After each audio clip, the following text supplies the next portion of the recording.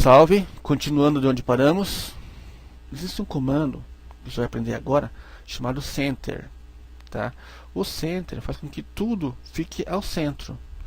Eu vou fazer aqui, vou inserir isso aqui agora, tá? Eu vou pegar, dar um tab aqui, vou fazer center, ó, center, só center.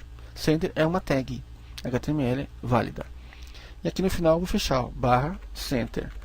Então, como ele mostrou, eu coloquei tudo dentro de um container.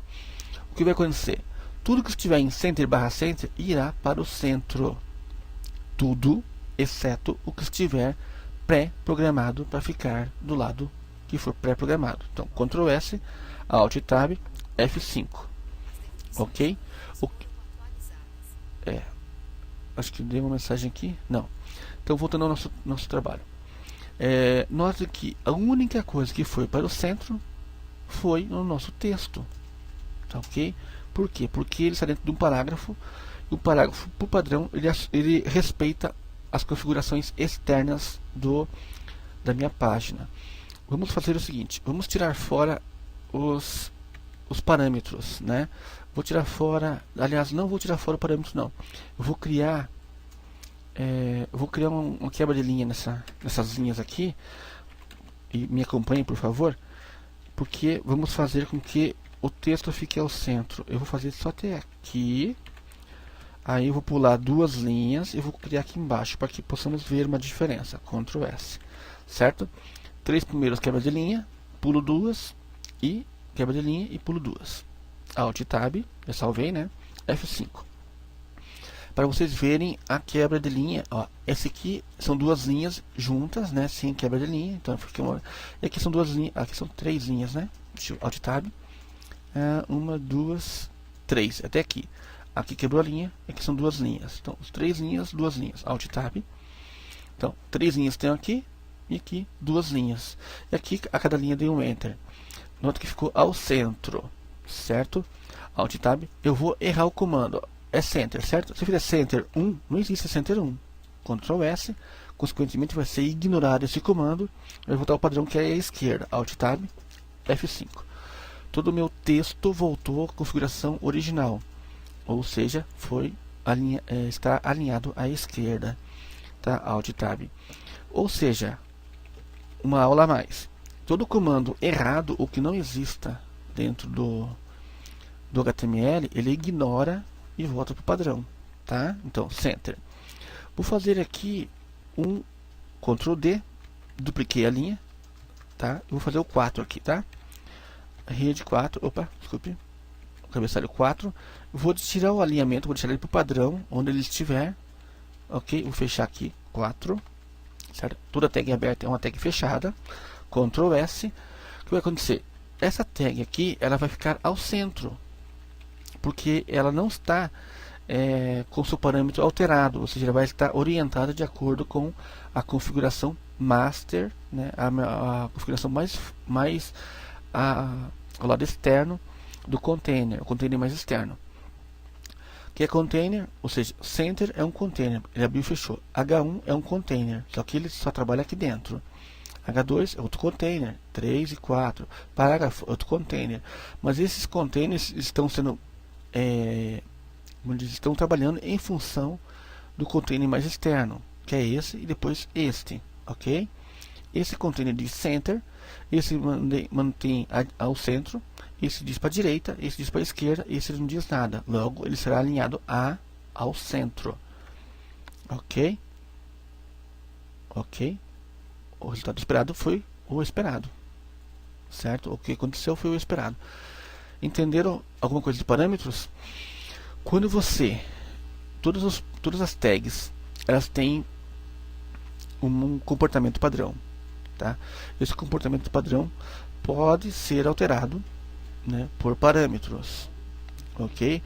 E a hierarquia de parâmetros, vocês vão ter que descobrir isso ao longo do trabalho, certo? Porque vocês podem usar center, como é o caso aqui, no texto todo, e em alguns casos eu redefini o parâmetro de alinhamento para que eles fossem de acordo com o meu trabalho, ok? Eu vou deixar assim, né, bem torto, para que vocês possam entender melhor esse mecanismo. E eu quero assim no trabalho também. Vou criar agora uma outra tag que é muito importante, que é chamada de âncora, tá? Por exemplo, quando vocês clicam num site, Alt Tab, vamos aqui no exemplo que eu fiz, que não precisa vocês terem, tá? Só vou para ilustrar.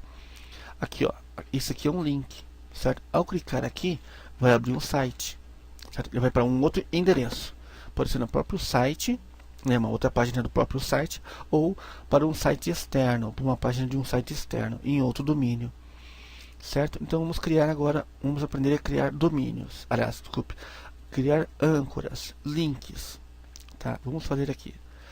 Então, uma âncora nada mais é do que um apontador, tá? Vou dizer para vocês um item onde ou você irá se referenciar para ele ou irá sair dele para outro ponto, tá? Vamos explicar melhor. Alt Tab. Voltando ao fato, vamos lá. Então vamos criar o seguinte: como criar âncoras? Eu vou dar uma aula básica agora, depois eu vou voltar novamente. A primeira aula básica vai ser o seguinte: eu vou criar uma âncora para o site do Google, né? Google é o Google, não adianta fazer outra coisa.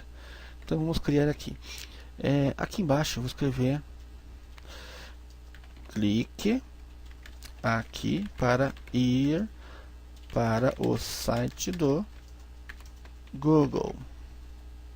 Ponto. Ctrl S, Alt Tab, F5, certo?